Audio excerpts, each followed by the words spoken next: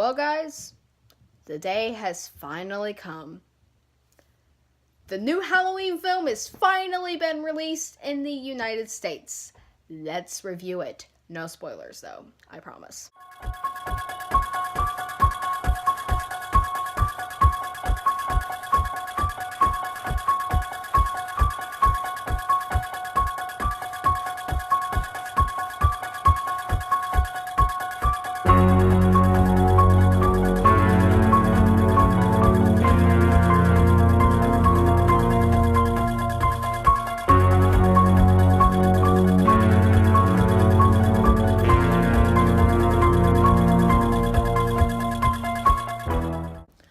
Hey guys, what's going on? Welcome back to Alan's Universe. My name is Adeline, and I just got back from seeing the new Halloween movie in the theater. Just got back from watching it. Well, about an hour ago, but I've been letting the film sink in. I loved this movie. I really loved it. This may have been the scariest movie since the original, in my opinion. This is not the best sequel. I'm going to go ahead and say it. This is not the best sequel. And don't worry, there will not be any spoilers in this review. In a couple days, I will be doing a spoiler review for...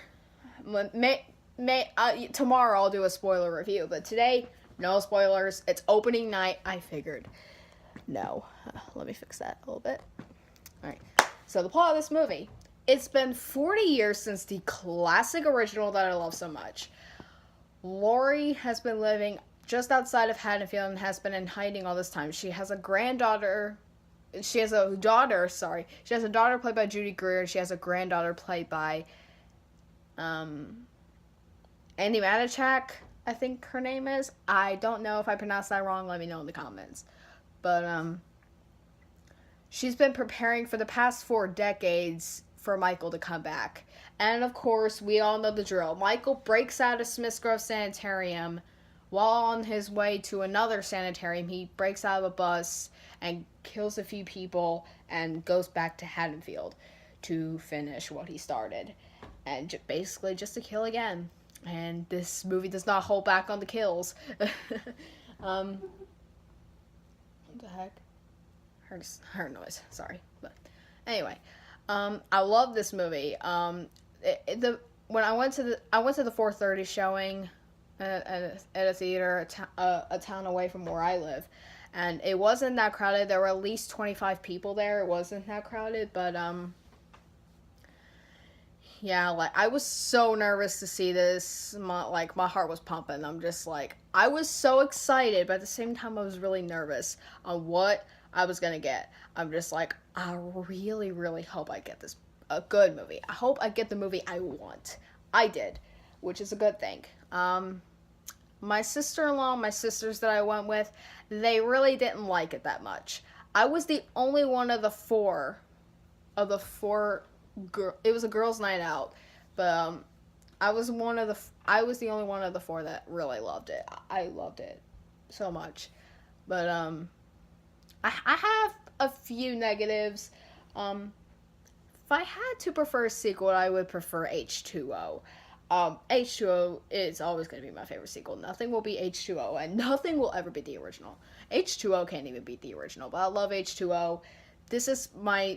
I'm going to go ahead and spoil a part of my ranking. This is my 3rd favorite Halloween movie. We'll see if it's better the next time I watch it, because I'm getting this movie. I'm buying this movie on DVD. No one will hold me back. No one is stopping me. I'm getting it on DVD. I need to get the whole franchise on DVD. My hair's a mess, I'm sorry. But I do have a few nitpicks that I will get into without any spoilers. But let's get into the things that I did like about the movie. I love the score by John Carpenter. Carpenter's score, it's probably the best since the original. Maybe. I think maybe the Halloween 2 score, the original Halloween 2 score is a little bit better, but yeah. And I'm going to spoil the opening credits. That's the only thing I'm spoiling. They did the pumpkin scene again. which is great, but it's different. It's a new, more modern approach to the original opening credits sequence. And of course, it doesn't beat the one from the original, but it's a great opening credit sequence. And it's like 5 minutes until the opening credit sequence comes, which is actually unique. So yeah. But I felt that was really unique. But also, um, um, Jamie Lee Curtis is fantastic in this movie as Laurie Strode. You can really tell she is traumatized by the events of the first movie. She breaks down a lot in this movie, but at the same time, she's like Sarah Connor from Terminator 2, which I'm gonna spoil, is my favorite film of all time. Terminator 2 is my favorite movie ever. Sorry, that lighting was horrible for a second, I'm sorry, but Jamie Lee Curtis, she's great in this movie. She's great. I feel like she's a bit better in H2O though, but she's great. There's a lot of scenes where she breaks down, and I really feel her pain. I feel her emotional pain because not only was she physically scarred by Michael, she's more emotionally scarred. She's kind of crazy in this movie. Like, she's basically a survivalist in this movie. She wants Michael to come back. She wants him to come back so she can kill him for once and for all. And, yeah. I thought her granddaughter was really interesting. Allison. I thought she was a very interesting character. She's not your typical Laurie Strode character, but she is your virgin character. She is basically your final girl. And yeah, she knows about what happened in 78 because, of course, Laurie told her because she never shuts up about it. But, I thought her character was pretty interesting. She's a normal teenager, and then Michael just shows up, and she's immediately scarred, but it's kind of weird, but still. The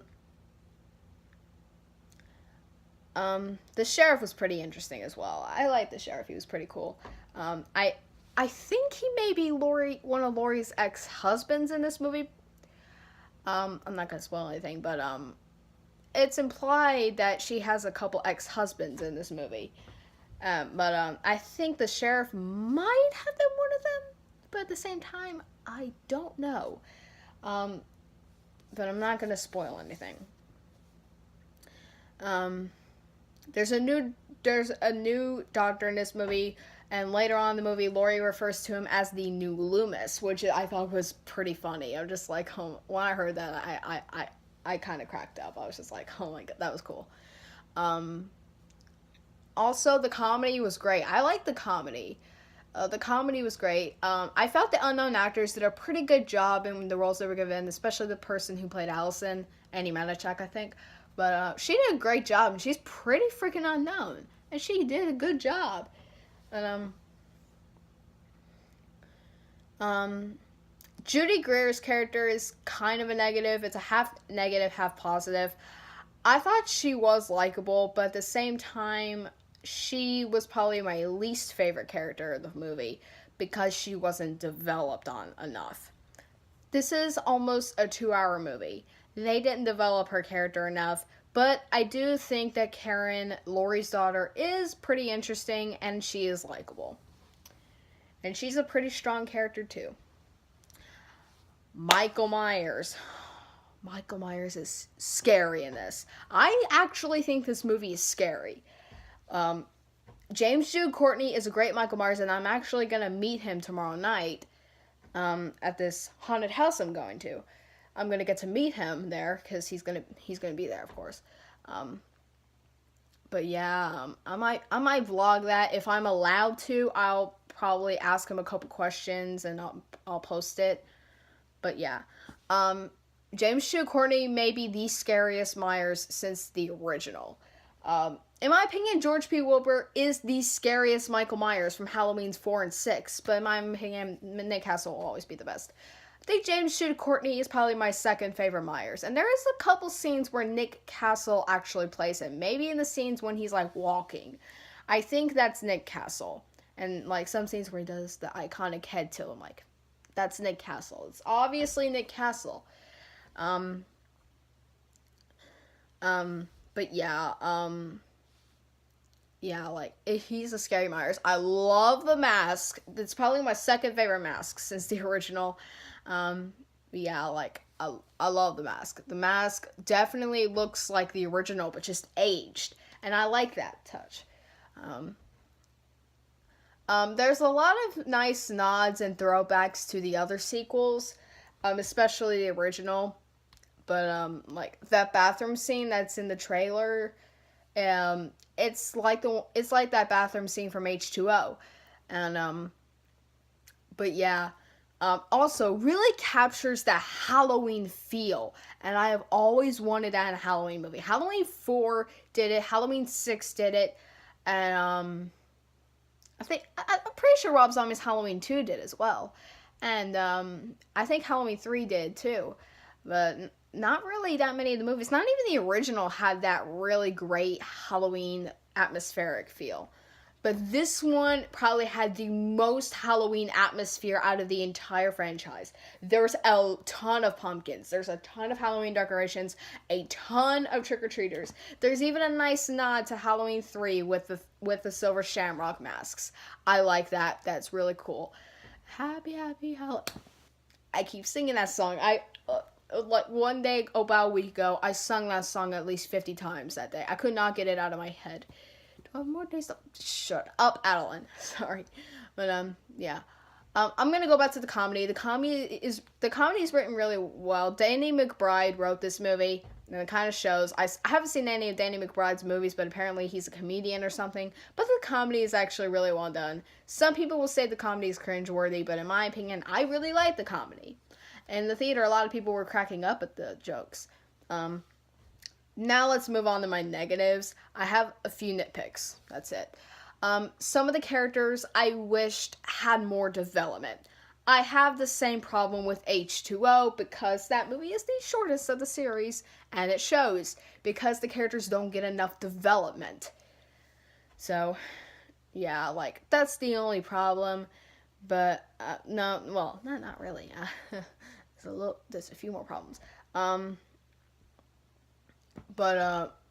Before I get into the other negative, I'm going to give one more positive. I like how Michael is more in the shadows in this movie, but at the same time, he's very, very brutal with his kills. The kills, this may be the goriest installment since the original.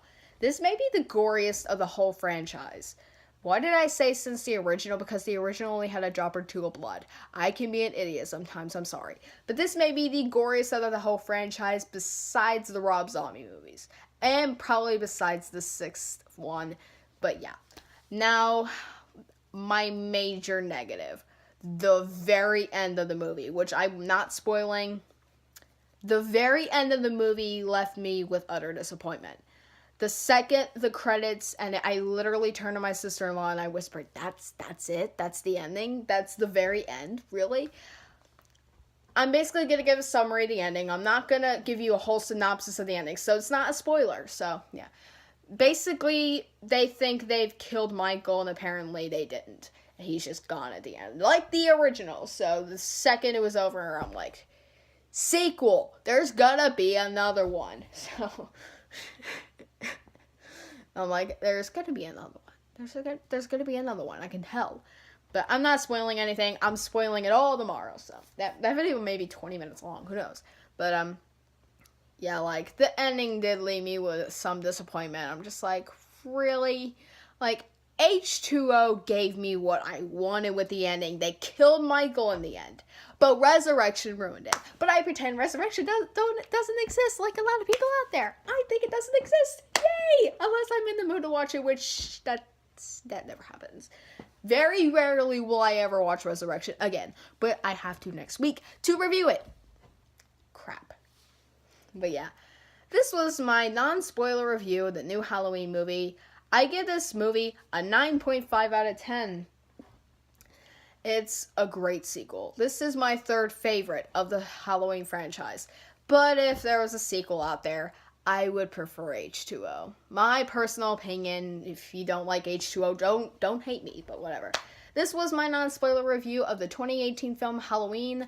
My name is Adeline, this is Adeline's Universe, and you will see my spoiler review tomorrow. And until next time.